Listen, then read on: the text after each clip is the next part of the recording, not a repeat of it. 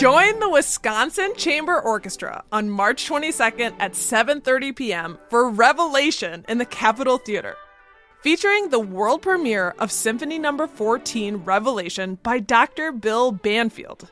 Guests include the Madison Youth Choirs, the Festival Choir of Madison, and more. Go get your tickets online at overture.org/WCO.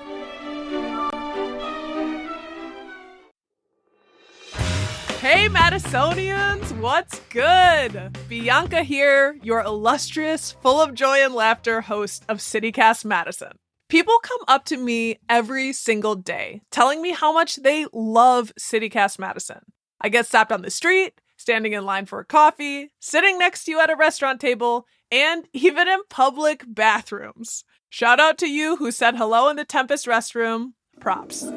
Y'all love this show, and it means so much to us. And we hear how it's working for you. So, you now have the chance to become a CityCast Madison member. We love doing this work, and it takes a lot to produce fresh, insightful, well-researched shows each day of the week.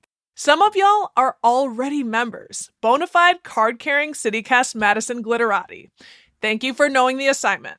If that's not you, we're starting our first ever membership campaign today and calling on you now to make it official and join our CityCast Madison fam as a member. What's in it for you, you ask? Of course, you can get our content ad-free, insider updates and content, and our weekly members-only events roundup newsletter. Plus, that little personal smile knowing you're supporting something you love. Want in? Become a member of CityCast Madison today at madison.citycast.fn. We so appreciate it. Catch you in the bathroom. Feel free to say hi. And now, back to our original programming. Today on CityCast Madison. As of this month, the Madison Fire Department is now one of a handful in the state and nation to stock a game-changing drug in the fight against the opioid epidemic. That's buprenorphine, a drug that helps lessen cravings and withdrawal symptoms of opioid addiction. CityCast Madison's Molly Stentz sat down with Madison Fire Department Medical Director, Dr. Megan Gussick, to learn what impact it may have on our community. It's Monday, March 18th. I'm Bianca Martin, and here's what Madison's talking about.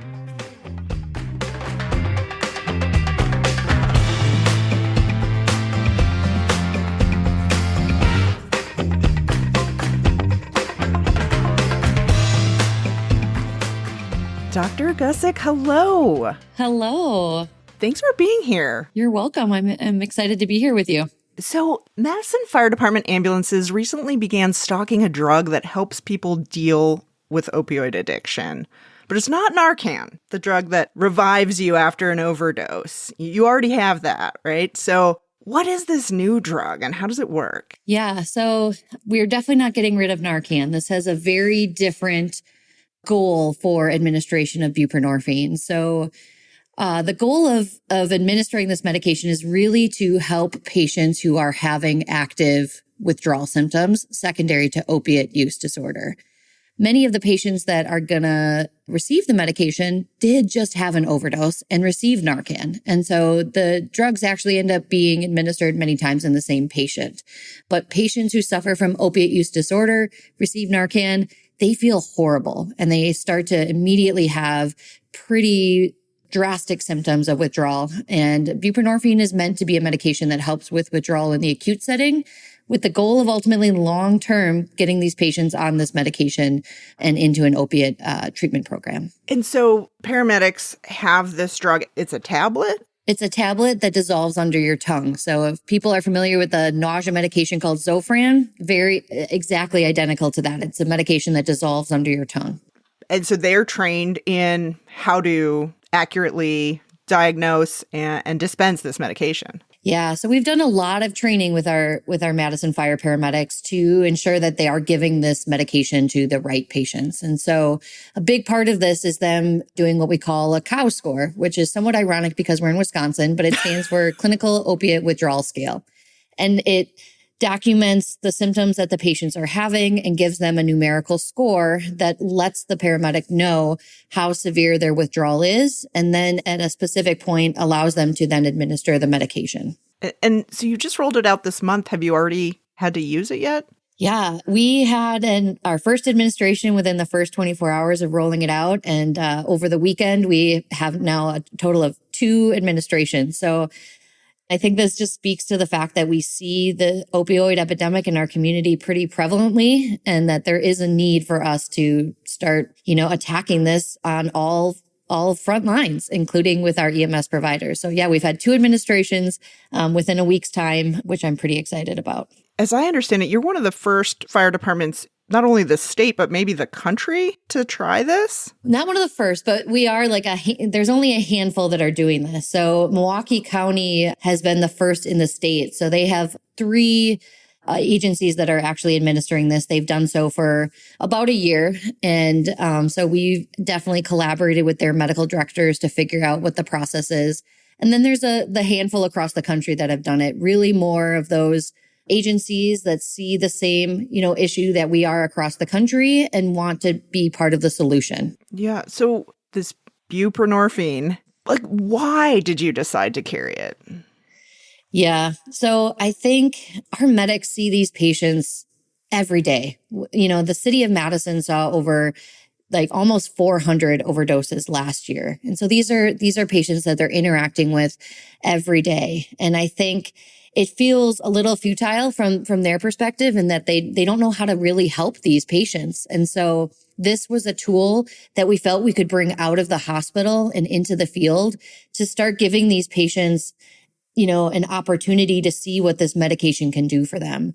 And there's a lot of reasons that this may be even more successful than what can happen in the hospital or in the emergency department or in a clinic, in the sense that these patients who interact with our EMS providers likely just had an overdose and are feeling somewhat vulnerable in that moment, and also feeling horrible. And this medication can alleviate their symptoms almost immediately, and then provide them with an opportunity to continue that medication by receiving a prescription through the emergency department or one of the clinics in town that is an opiate treatment program, and really just break that cycle of opiate use disorder. And I say cycle, because it's a horrible, once you get into physical dependence of opiates, these patients need medication to get out of it. And buprenorphine has been shown to be a really safe and effective way for these patients to do that.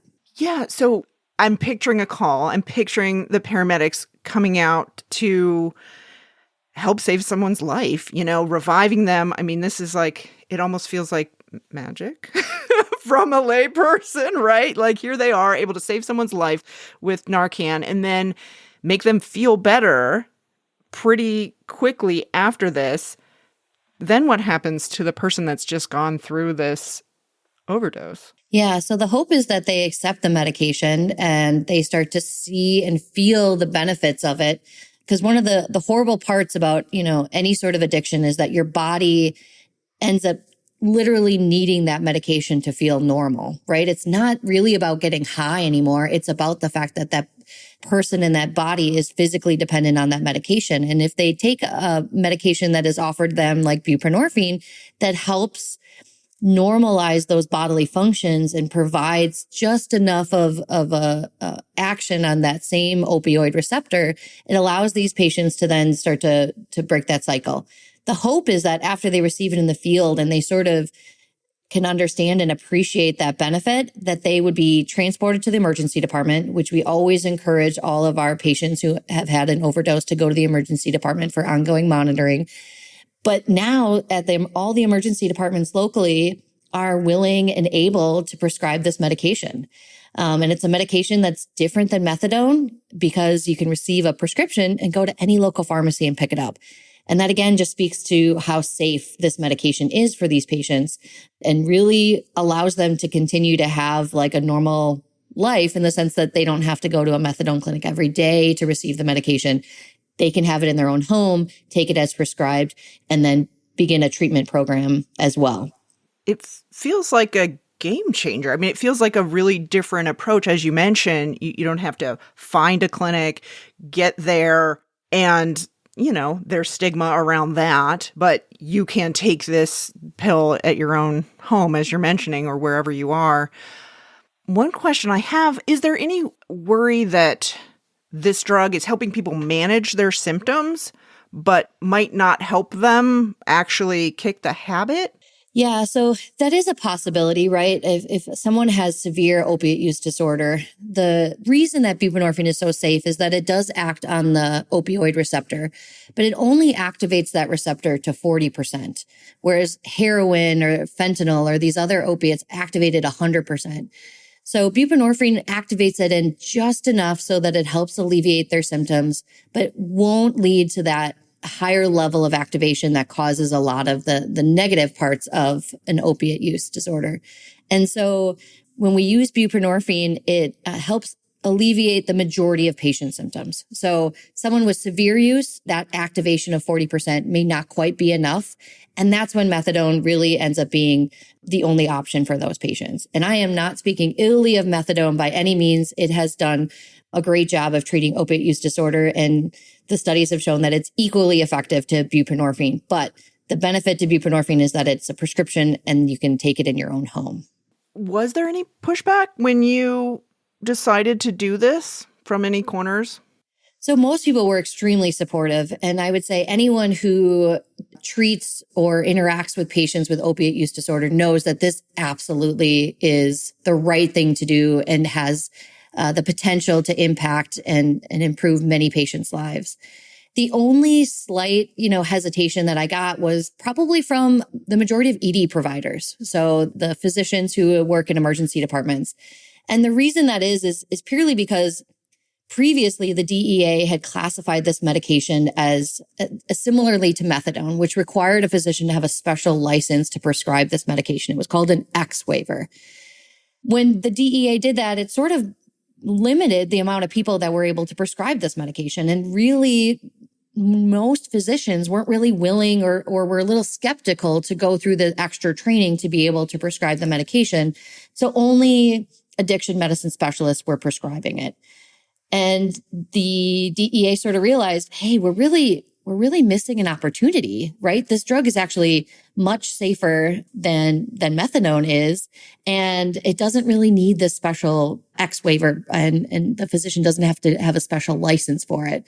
So that only happened a few years ago, but a lot of physicians are still have that mindset of, oh, this must be a dangerous or unsafe drug, when in reality, it's actually a really safe and really effective medication.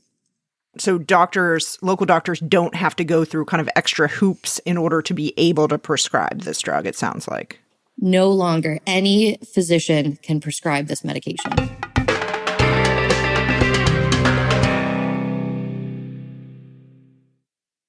Shipping can make or break a sale, so optimize how you ship your orders with ShipStation. They make it easy to automate and manage orders no matter how big your business grows. And they might even be able to help reduce shipping and warehouse costs. So optimize and keep up your momentum for growth with ShipStation. Sign up for your free 60-day trial now at ShipStation.com and use the code POD. That's ShipStation.com with the code POD. This episode is brought to you by JLL. Get an insider view into the world of commercial real estate with JLL's podcast, Trends and Insights, the Future of Commercial Real Estate. Whether you're curious about making cities more sustainable, the evolution of office space, or AI opportunities, this podcast will help keep you a step ahead. Tune in for candid conversations with business leaders about the biggest trends impacting how we live, work, and play. Subscribe to Trends and Insights now at jll.com/podcast. I'm wondering what you're seeing from your vantage point with the fire department. We saw spikes during the pandemic of overdoses. What are you seeing now in an average week responding to calls throughout Madison? Yeah. So, we definitely saw a peak during 2020. I wouldn't say things have dramatically changed that much since then. Unfortunately, we had nearly 400 overdoses last year in the city of Madison. So that doesn't include the rest of Dane County. This is an epidemic that is still ongoing, and it's really hard to treat it because these patients, there's a lot of barriers to them seeking treatment. There's a lot of stigma that goes along with opiate use disorder. And so we're hoping that by being the field providers in their homes, on the street with them, that we can sort of begin to break down some of those barriers and really allow these patients to see that, one, there is a medication that can help, and two, that people are willing and want them to break the cycle and to be able to come, and have successful treatment of opiate use disorder. You mentioned that Milwaukee had tried this and is using it. And I wonder if there's anything you've learned from them being a little bit out in front. They've been immensely helpful in rolling this program out. I think we use an identical protocol, meaning the amount of drug administration, the COWS assessment, the clinical opioid withdrawal scale assessment. All of that is exactly identical. But the biggest thing that they did for us was tell us that you got to get the hospitals on board. You got to get your community members on board. And so, we rolled this out March 1st, but this has been an ongoing discussion for almost nearly a year of trying to make sure that we had the support and backing of all the community members, and then as well as all the hospitals and emergency departments. So it was hugely beneficial to have them sort of lay that groundwork and provide that feedback for us. And is this the type of thing that people can get a prescription for on their own? I mean, in theory, they could go to their primary care provider and talk to them about their opiate use disorder, and their primary care provider could absolutely prescribe it as well. Most of the time, we recommend that these patients, work with a treatment program, because we know that for a lot of, addiction and opiate use disorder as part of that, is that it's not just a medication, or you don't just need to get sober. There's a whole multifaceted approach that is what really helps these patients be successful moving forward. And so we do encourage these patients to enroll in those programs so they can receive those other services to assist them. Do you think we have enough clinics? I mean, do we have enough to treat the people that we have? I mean, the epidemic that we have? Yeah, that's a great question. And, I'm probably not qualified really to assess kind of what the city of Madison's, resources are from this perspective. But I have been thrown into this now that we've been rolling this out, and I've spoken to some of our addiction medicine specialists. And I think the reality is probably not. I think we could use more, right? I think easy access to these medications is still a problem. And especially for patients who are underinsured or have no insurance, have lack of transportation, there are opportunities for us to do better. I see the fire department, you're on the front lines trying to help people, but ultimately you're going to keep seeing people if they can't get the help that they need, right? Yeah. And so we realize that connecting these folks with the resources that we do have is extremely important. And so not only did we implement this program by administering the medication, but we also have involved our community paramedics, who have had a huge role in our community, whether you know it or not, for the last several years. And they've been very successful with a lot of different patient populations. But specifically here, these patients are going to receive a phone call or a follow-up with our community paramedics within 24 to 72 hours, depending on kind of the time of day and the weekday or weekend, and help encourage these patients and connect them and let them know where these clinics are and what their hours are and how they can get there. Because we know that taking that next step can be just as hard as accepting that medication from our paramedic. And so we really wanted to make sure that we try to break down as many barriers as we can for these patients. And we believe our community paramedics following up with these patients is a huge part of that. Is that the CARES team? It's similar. So the CARES team is many times it's the same exact people, but the CARES team is specifically for mental health related 911 responses. The community paramedics do non-911 follow-ups with patients. And so we've done a lot of work with hospital follow-ups and what we call frequent flyers in the emergency department to help connect those kind of patients to resources in the community as well, so that they're not always having to access the acute care system. And so they've been wildly successful in many ways, but they're the same people many times as the CARES team, but they do have a different purpose. And so you mentioned barriers to treatment, and I imagine cost could be one. How costly is this drug? So it's cost of a medication is always difficult to assess because it very much depends on the formula that you're using and whether the patient has insurance. I'll say that from a Madison Fire standpoint, each dose costs $14. So if that were the same cost for a patient, you could see how that would be extremely cost prohibitive. And so we do try to work with especially the clinics that have availability for patients who don't have any insurance. And so they can still access those clinics and those resources. So is it covered by Medicaid? Yes, it is. And are the costs being covered by the lawsuits with the drug company as far as your costs at the fire department? Yeah, so we were able to receive funding from the county for the medication itself, for the cost of the medication. So that currently is being funded through the county through those funds. So for anyone who might be wondering, like, this sounds like an amazing life-saving treatment, and I wonder how much it's costing, this is being essentially paid for by the drug companies. Correct. What are your hopes? What are your hopes for this program? Oh, I mean, it's so hard because I think it's going to be really difficult for us to see all the individual successes. But I'm really hopeful that with time, this becomes the new way for these patients to sort of see the future, their future, without opiates as part of it, right? My hope is that they receive the medication, that they sort of literally feel the effects of it and find hope that they can break this cycle. Because a patient who suffers from opiate use disorder doesn't wake up and oh, I'm going to be an opiate addict. I'm going to be a heroin addict today, right?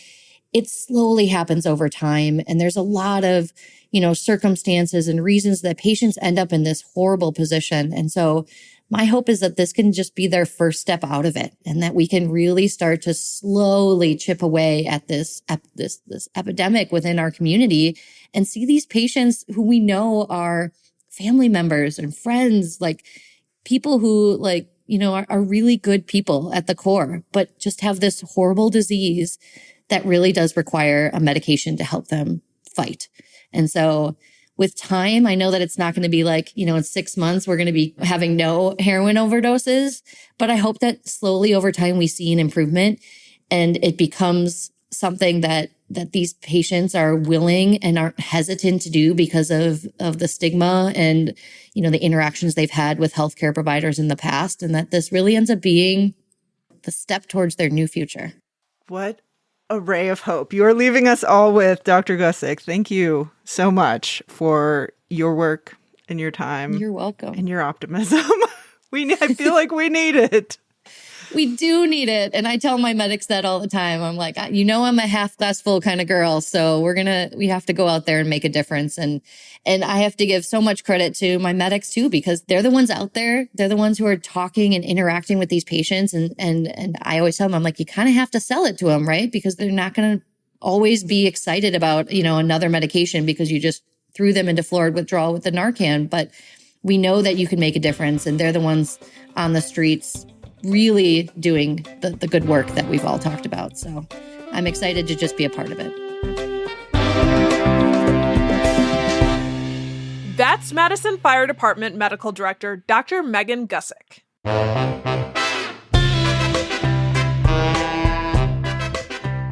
That's all for today here on CityCast Madison. I'm Bianca Martin. If you enjoyed the show, why not share this episode with someone you know who saves lives for a living? We'll be back tomorrow morning with more stories from around the city. Until then,